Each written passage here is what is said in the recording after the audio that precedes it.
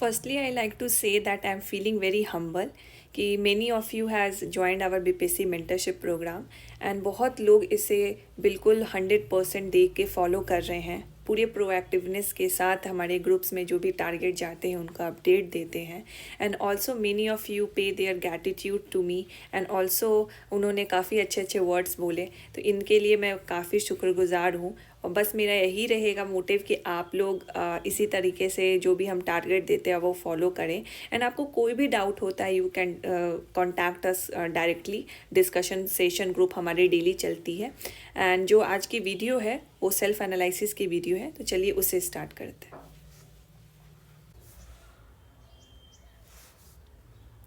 Hello everyone, so you have heard this quote, give a man a fish, you feed him for a day, teach a man to fish and you feed him for a life। मतलब आप किसी आदमी को एक मछली दे दो तो आप उसे एक दिन के लिए खिला सकते हो, बट अगर आप उसे सिखा दो कि मछली को पकड़ते कैसे हैं तो वो ज़िंदगी भर खाएगा। So this is the motto of the BPSC mentorship program. So welcome to GSF civil services classes. मेरा नाम अंजलि है और मैंने 68 बीपीएससी में 4th रैंक हासिल की है। ये वीडियो लाने का यही मकसद है कि आप अपनी जो नोट्स हैं, आप अपनी जो आंसर राइटिंग है वो आप कंप्लीट कर सको एंड उसका सेल्फ एनालिसिस आप कैसे करोगे, ठीक है। सो अभी प्रॉब्लम क्या हो रही है बच्चों के साथ जो भी इस सिविल सर्विसेज लाइन में आते हैं, उन्हें ना स्पून फीड की आदत हो गई है कि उन्हें सब कुछ बना बनाया मिल जाए, तो उनको ये हो जाए कि चलो मेरे पास नोट्स आ गया, सब कुछ बना बनाया। वो क्या करेंगे, डाउनलोड करेंगे, प्रिंट आउट करेंगे, एक फ़ाइल में अच्छे से फोल्डर में सेग्रीगेट करके ऑर्गेनाइज करके रख देंगे, तो उनको लगेगा कि हाँ उनकी पढ़ाई हो गई है। So if you are looking for this, you are not welcome in the BPSC mentorship program. आपको इसमें मेहनत करनी पड़ेगी because we want to teach you कि कैसे नोट्स मेकिंग करते हैं, कैसे खुद सेल्फ एनालिसिस करते हैं। This is missing.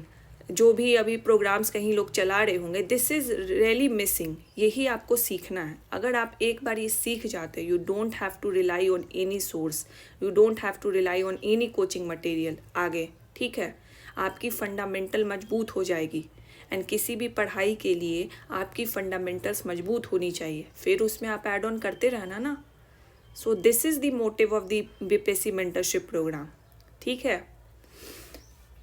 सो इसमें बेसिकली हम इस वीडियो में ये फोकस करेंगे कि सेल्फ एनालिसिस नोट्स के लिए क्यों इम्पॉर्टेंट है।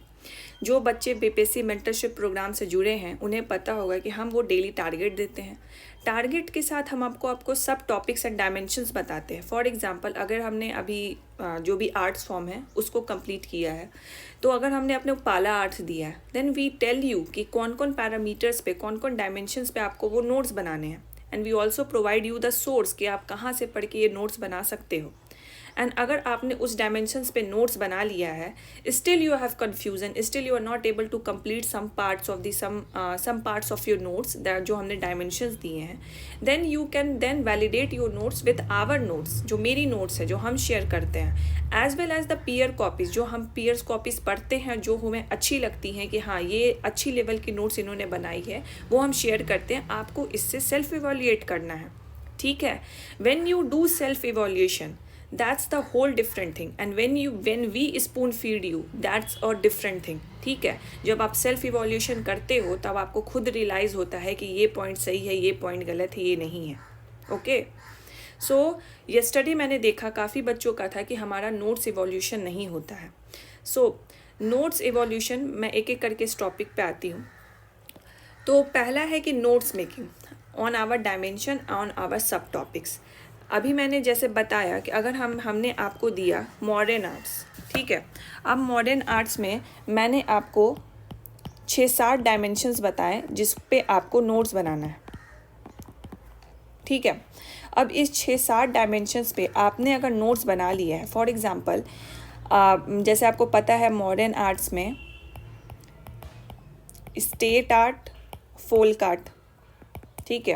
अब स्टेट आर्ट में आपने पिलर्स बताए। अब मैंने पिलर्स में आपको बताया कि इसके बारे में क्या लिखना है। आपको इसके बारे में पर्पस लिखना है, आपको इसके बारे में इसका लोकेशन लिखना है, आपको इसके बारे में इसके कैरेक्टरिस्टिक लिखनी है, ठीक है। अगर हमने ये सारे डायमेंशंस आपको बता दिए, प्रॉब्लम क्या होता है नोट्स मेकिंग में बच्चों को, कि उनको पता नहीं चलता है कि हम अंदर नोट्स मेकिंग में क्या करें। वो कोई सोर्स फॉलो करते हैं, उसको कॉपी पेस्ट कर देते हैं, ये दिक्कत होती है। एंड इस सोर्स में ये सब कुछ दे देते हैं, कुछ भी मतलब ऐसा नहीं छोड़ते, ये सब कुछ दे देते हैं। बट अगर वही उसी में कोई आपको बता दे कि नहीं, हमें सब कुछ कॉपी पेस्ट नहीं करना, हमें इस डायमेंशंस को फॉलो करते हुए जो भी हमें पॉइंट्स मिलते हैं वो हमें अपने नोट्स में लिखने हैं। ठीक है। अब नोट्स में आप कोई सोर्स फॉलो करके ही बनाते हो ना, मैंने भी कोई सोर्स फॉलो करके ही बनाया है ना। मुझे बैठे बैठे या सोते सोते तो नहीं आ गए कि हाँ इसमें मैं ये लिखूँगी, मॉडर्न आर्ट्स में ये होता है। हमें तो कोई सोर्स फॉलो करना है, हमें कोई बुक फॉलो करना है या कोई वेबसाइट फॉलो करना है जहाँ पे हमें अच्छी कंटेंट मिले। बस उस कंटेंट को हमें ऐसे लिखना है जो एग्जामिनेशन के डिमांड को एड्रेस कर दे। और ये सारे डायमेंशंस मैंने कहाँ से बताया? मुझे कोई सपना है कि मैंने ये डायमेंशंस बता दिए आपको?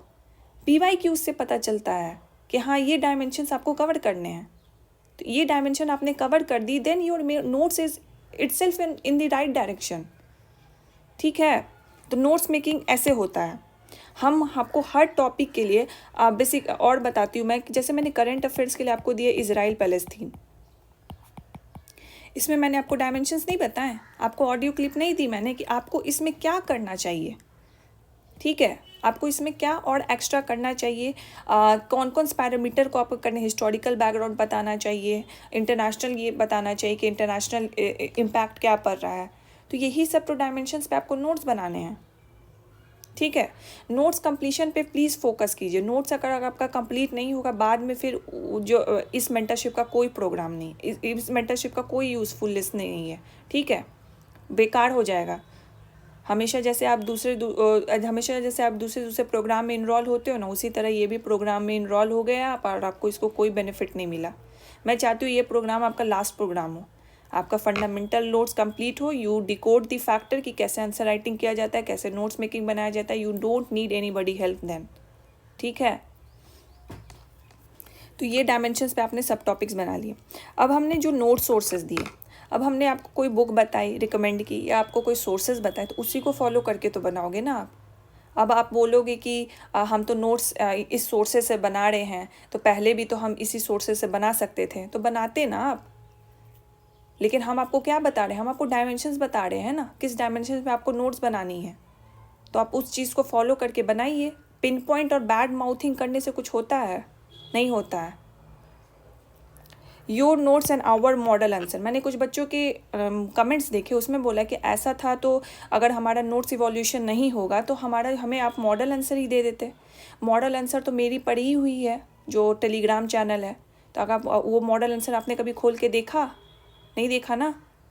मेरे जो नोट्स हैं वो आपने देखी? नहीं देखी। बहुत कम बच्चे होंगे जिन्होंने देखी होगी, नहीं देखते हैं वो लोग। आप मेरी मॉडल आंसर, ऐसे तो टॉपर्स की भरी पड़ी है, 100 रुपीज़ में सब सब्जेक्ट वाइज नोट्स मिलती है। तो फिर आप BPSC मेंटरशिप प्रोग्राम में क्यों आए? फिर आप वही नोट्स जाके ख़रीद लो। इतना ही आपको चाहिए कि मॉडल आंसर हमको मिल जाए।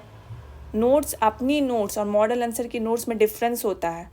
आप मेरी नोट्स 10 दिन बाद खोल के पढ़ना और आप अपनी नोट्स 10 दिन बाद खोल के पढ़ना।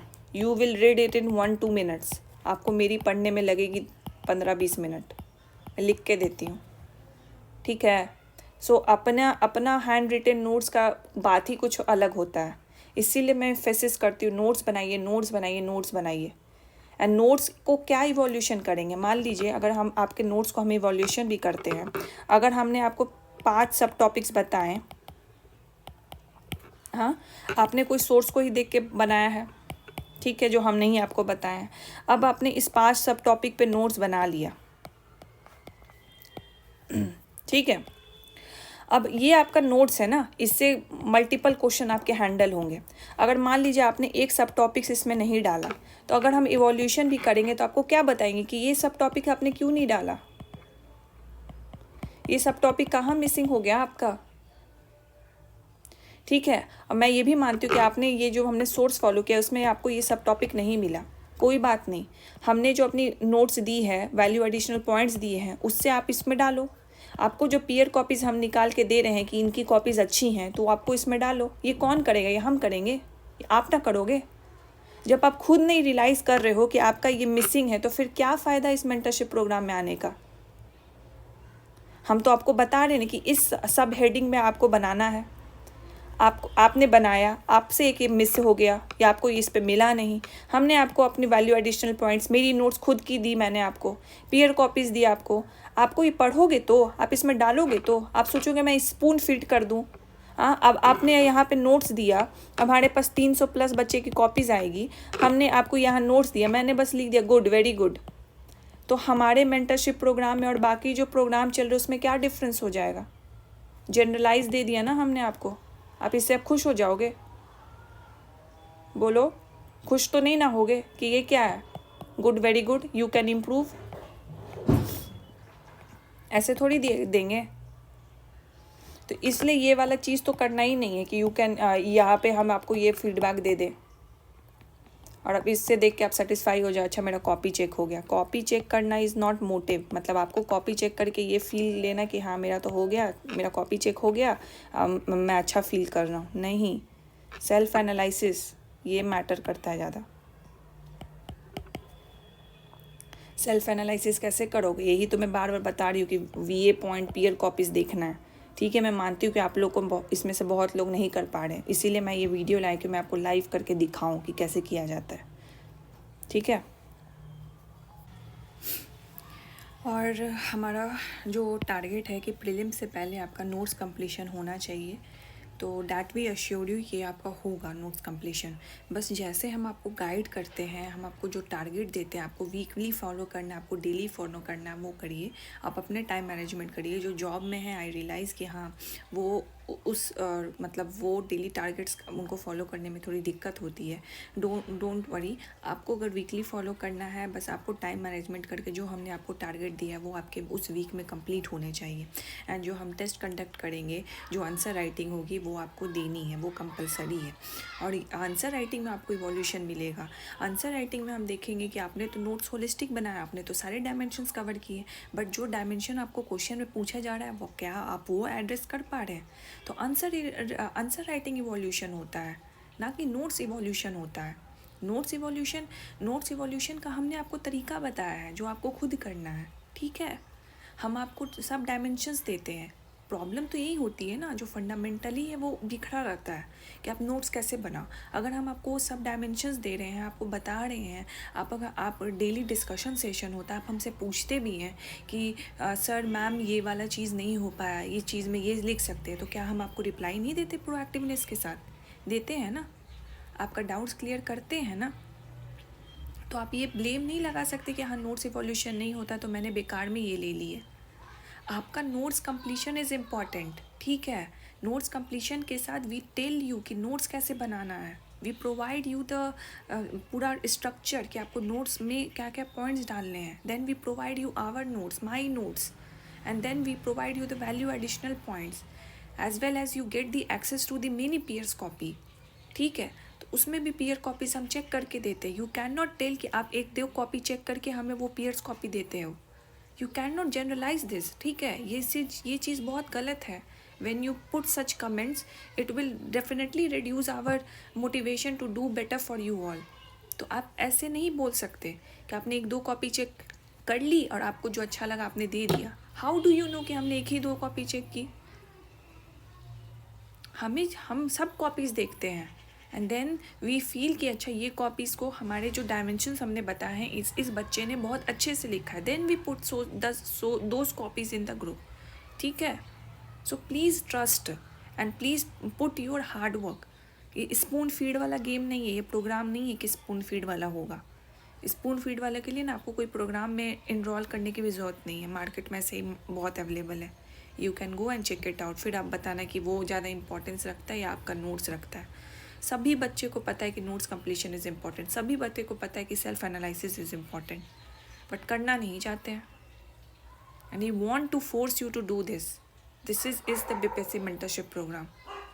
हम यहाँ पे टीच करवाते हैं, टीच करवाएंगे, वो ज़्यादा बेटर है। अमर्त्य सेन की आपने ह्यूमन डेवलपमेंट की अप्रोच पढ़ी होगी, जो नहीं भी पढ़ी है मैं बता देती हूँ। उन्होंने क्या बोला था? Human capability approach, make the human capable, not spoon feed him. He was against the welfare schemes.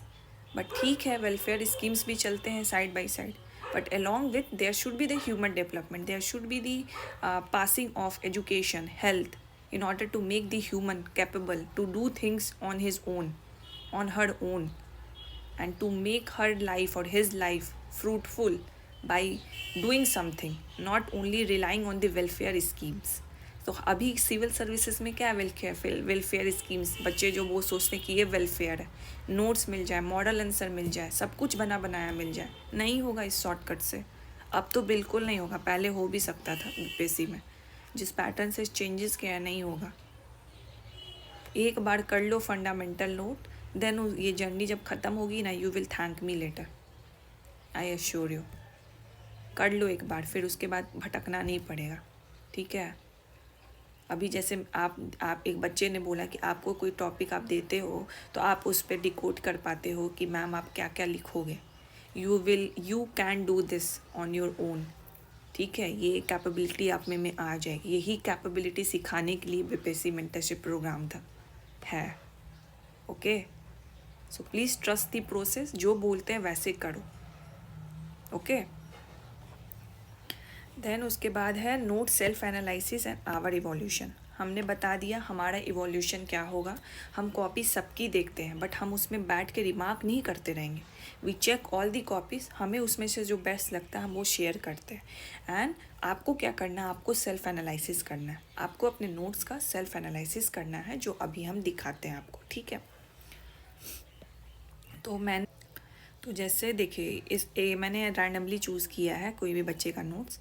तो ये मॉडर्न आर्ट्स का इन्होंने लिखा है. एंड मैं साइड बाय साइड अपना भी नोट्स खोल लेती हूँ. तो मेरा मॉडर्न आर्ट्स का नोट्स है ये. ठीक है. अब आप देखो इन्होंने क्या लिखा. अब लाइन टू लाइन मैच करने वाला सिस्टम नहीं. हमें बस देखना है कि जो वैल्यू एडिशनल पॉइंट है, जो एक्स्ट्रा पॉइंट है, या जो मेरा नोट्स है वो रिप्रेजेंटेशन वाइज कैसा लग रहा है. ठीक है. तो ये सारी चीज़ें हमें देखनी है. ठीक है. अब देखो, अब मैंने क्या किया है आपको. जैसे आपने यहाँ पे देखा, मैंने ये लिखा feature relation with Buddhism impact in Bihar. ठीक है. तो ये चीज़ मैंने कहाँ से लिखी है, मैंने PYQ से लिखी है. ओके. तो आपको क्या करना है, आपको भी PYQ साथ साथ देखना है कि मॉडर्न आर्ट से PYQ क्या आएगा. ये मैंने डिस्कशन ग्रुप में जब डाउट सेशन हो रहा था तो उसमें लिखा था कि PYQs आपको साथ साथ देखनी है. ठीक है. एंड PYQ के बेसिस पे ही हम सब हेडिंग बताते हैं आपको, और कहीं से नहीं बताते. PYQ के बेसिस पे ही और क्या प्रोबेबल आपसे पूछ सकता है उस आधार पे ही हम आपको सब हेडिंग बताते हैं. ठीक है. अब आपने देखो यहाँ पे इन्होंने लिख दिया है डेट, वैल्यू एडिशनल पॉइंट. मैंने भी लिखा हुआ है अपना डेट. एंड देन इन्होंने लिखा है अपना पूरा इंट्रोडक्शन लिखा है. तो आप यहाँ से क्या टेक अवे ले सकते हो. यहाँ पे इंट्रोडक्शन देखो आप, और यहाँ पे इंट्रोडक्शन देखो. इतना बड़ा इंट्रोडक्शन की ज़रूरत नहीं है. हमें रूलर्स के नाम लिखना उतने इंपॉर्टेंट नहीं है.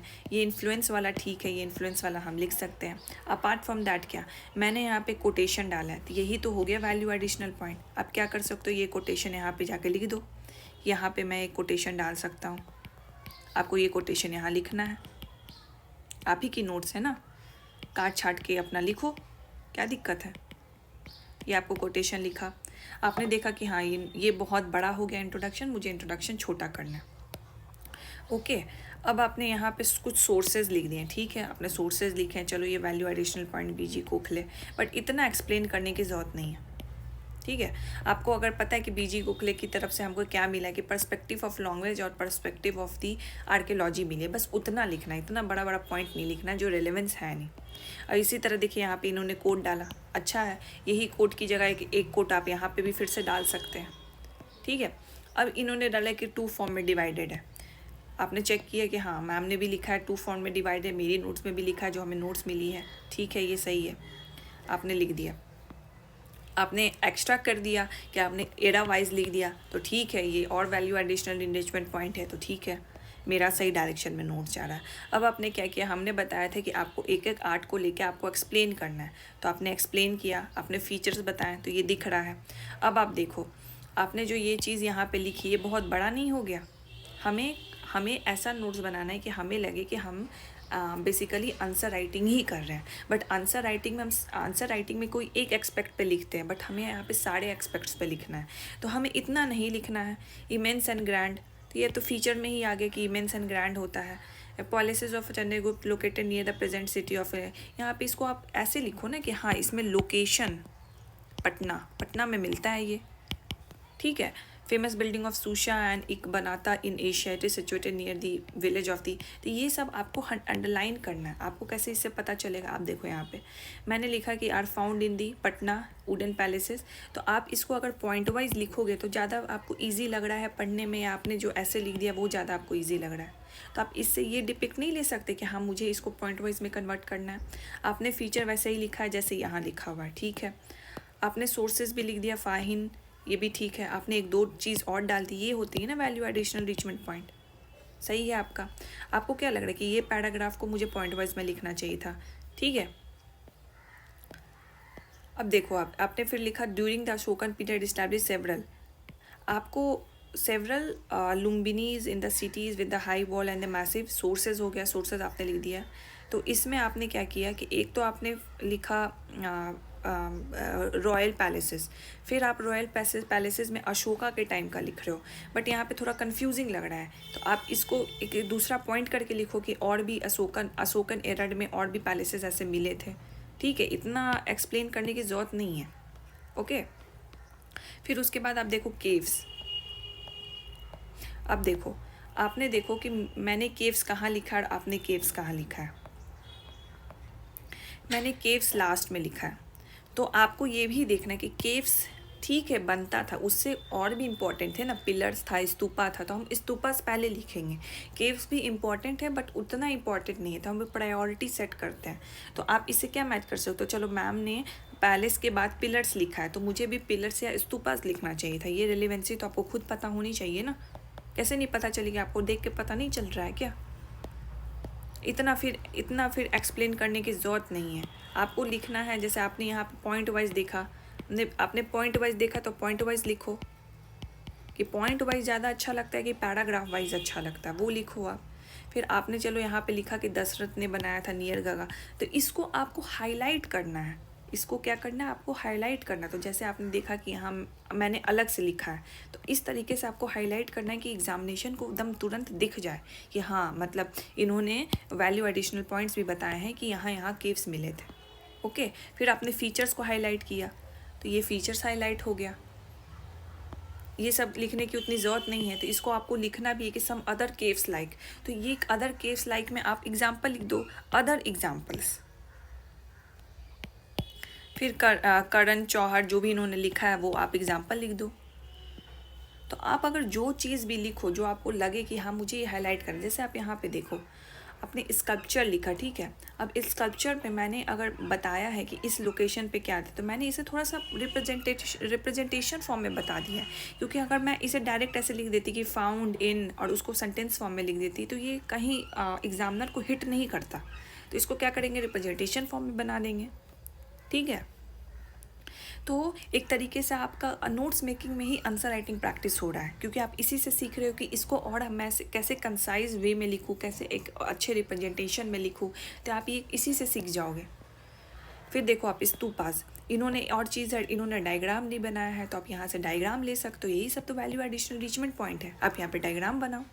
यहाँ पेज ख़त्म हो गया, तो मैंने बार बार बोली हूँ कि जब आप नोट्स बनाते हो तो एक दो पेज लास्ट में छोड़ो, उसमें वहाँ पे डायग्राम्स बना दो, जो वैल्यू एडिशनल पॉइंट्स हमने बताए वो आप ऐड कर दो।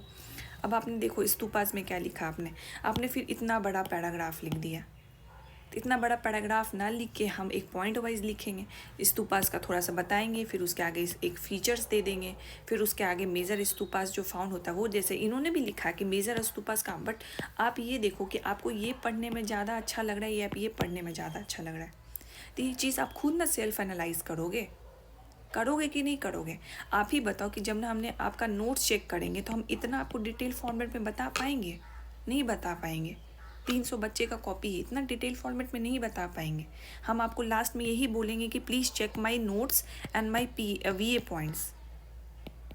आप जब खुद एनालाइज करोगे आपको खुद फील होगा कि ये ज़्यादा पढ़ने में आसानी लग रहा है, ये पढ़ने में ज़्यादा आसानी लग रहा है। जितना कंसाइज नोट्स बनाओगे उतना जल्दी रिवीजन होगा, ठीक है। मटेरियल्स यूज़ आपने लिख दिया। अब मटेरियल्स यूज़ में आपने लिख दिया, तो ये इतना लिखने की क्यों ज़रूरत है? आप डायरेक्ट लिखो कि सन बेक्ड ब्रिक्स यूज़ होते हैं, बेक्ड, फिर बेक्ड ब्रिज हो गया, प्लास्टर, ये सिंपली लिखो ना। मटेरियल यूज़ क्या होता है, यूज़ हो गया। मेन स्ट्रक्चर सन बेक्ड होता था, बाकी अदर पार्ट्स प्लास्टर एंड ये होता था, हो गया। फिर इन्होंने पिलर्स बताया, तो पिलर्स पे जो ये फीचर्स वाला पार्ट बता रहे हैं ना, बिल्कुल बहुत अच्छा बता रहे हैं, बट इसी में इन्होंने लिखा कि प्रोपोगेशन ऑफ धम्मा रीजन। इसी को आप बताओ कि इसका पर्पस क्या था, क्यों बना रहे थे अशोका पिलर्स, तो ऐसे करके बता दो, फीचर्स करके बता दो। ये आपको कहाँ से देखने को मिलेगा? अच्छा मैंने ऐसे बताया है, पॉइंट वाइज बताया, तो पॉइंट वाइज पढ़ने में आपको ज़्यादा आसानी पड़ती है कि ऐसे पढ़ती है? आप खुद बोलो ना, कौन सा आपको देखने में अपीलिंग लग रहा है, अट्रैक्टिव लग रहा है? जो अट्रैक्टिव लगता है आदमी वही पढ़ता है, आपको भी पता है। फिर आपने सोर्सेज बताए, ठीक है, सोर्सेज अच्छे से लिखे इन्होंने, पॉइंट वाइज लिखे, तो ये मेरा सही जा रहा है। आपने पिलर्स बनानी है, पिलर्स में भी आप देखो कि आप कैसे बना रहे हो, तो ये आप यहाँ से देख सकते हो कि हाँ चलो ठीक है, मैं इसको इम्प्रूव कर लूँगा, बट ठीक है, मैं स्ट्रक्चर यही होगा, बाकी इसको और क्लियर बनाऊँगा, ये आप टेक अवे ले सकते हो। फोल कार्टन स्ट्रक्चर, फिर आपने फीचर्स बनाए, अच्छे बनाए हैं, फिर आपने ये बहुत बड़ा कर दिया, इसको आपको छोटे मतलब 2-3 लाइन में लिखना है, 2-3 लाइन में उसी में आपको डाल देना है। जैसे आपने एग्जाम्पल लिखा, तो एग्जाम्पल यहाँ पे अच्छे से कोट करो ना, कि आदमी को दिखे, मतलब हिट कर जाए तुरंत। जैसे एग्जाम्पल मतलब दिख रहा है कि हाँ, मतलब मैं यहाँ एग्जाम्पल, यहाँ पे ढूंढना पड़ा, अच्छा एग्जाम्पल यहाँ है, यही तो आपको सीखना है। फिर डिक्लाइन ऑफ मॉडर्न आर्ट्स इन्होंने लिखा, इसको भी आपको पॉइंट वाइज में लिख दो आप, क्या कि अगर कोई पढ़े तो उसको एग्जैक्ट पता चल जाए कि 1 2 3 4 क्यों डिक्लाइन हुआ। एक तो मॉडर्न एम्पायर डिक्लाइन हुआ तो उसके कारण हो गया, पैट्रोनेज चला गया तो उसके कारण हो गया। तो इस तरीके से आप लिखो पॉइंट वाइज में, है ना। जैसे मैंने ही लिखा है रिलीजियस इम्पैक्ट, तो मैंने पॉइंट वाइज में लिखा है, बुद्धिज्म पे ये था, जैन पे ये था, जीविका सेट्स पे ये था, अदर जो भी है तो वो था। इसी तरीके से आपका आंसर राइटिंग भी बिल्ड होता है ना, जिस तरीके से आप नोट्स बनाते हो उसी तरीके से आपका आंसर राइटिंग भी बिल्ड होने लगता है। फिर इन्होंने कंक्लूजन लिखा, तो कंक्लूजन आपको पता है, कंक्लूजन का भी पॉइंट नहीं लिखते, ये गड़बड़ी यहाँ कर दी ना इन्होंने। अब देखो कंक्लूजन कैसे लिखा हुआ है, कैसे लिखा हुआ है कंक्लूजन, ये आप नहीं सीख सकते हो। अब बताओ, इतना इवोल्यूशन करने में पॉसिबिलिटी दिखती है हमारी, पॉसिबल है ये इवोल्यूशन करने का?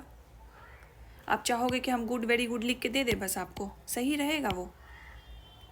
सही रहेगा? फिर इस मेंटरशिप प्रोग्राम में और जो बाकी प्रोग्राम चल रहे, क्या डिफरेंस है? फिर यही चीज़ तो आपको सीखना है कि हाँ, मुझे कंक्लूजन पॉइंट में नहीं लिखना है, पैराग्राफ में लिखना है, मुझे बाकी जब चीज़ जो लिख रहा है उसमें लिखना है। इन्होंने रिलीजियस इम्पैक्ट नहीं लिखा, ये छूट गया, तो आप इस नोट से देख के उसमें डालोगे, या हम और भी पीयर कॉपीज़ देंगे उससे आप इसमें डालोगे।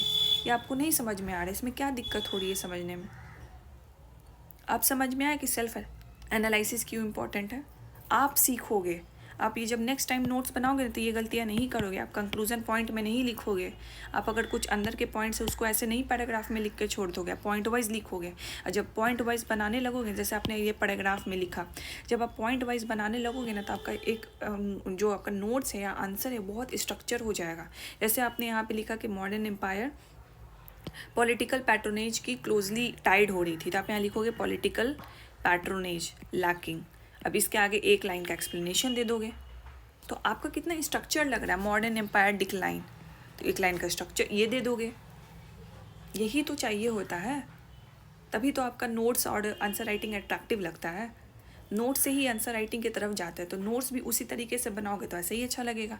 बस यही है कि अगर आंसर राइटिंग में एक डिमांड पूछता है, तो नोट्स में हमें सारे डिमांड्स को एडजस्ट करना पड़ता है, 5-6 डिमांड्स को अपने एडजस्ट करना पड़ता है, क्योंकि ये हमारा होलिस्टिक होता है, इसी से सारे क्वेश्चन हम। एनालिसिस क्यों इम्पोर्टेंट है? हम जो बेस्ट कॉपीज़ होगा वो शेयर करेंगे,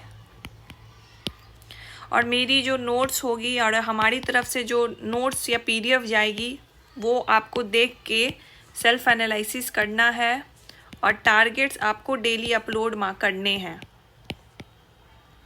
नोट्स आपको अपलोड करना है।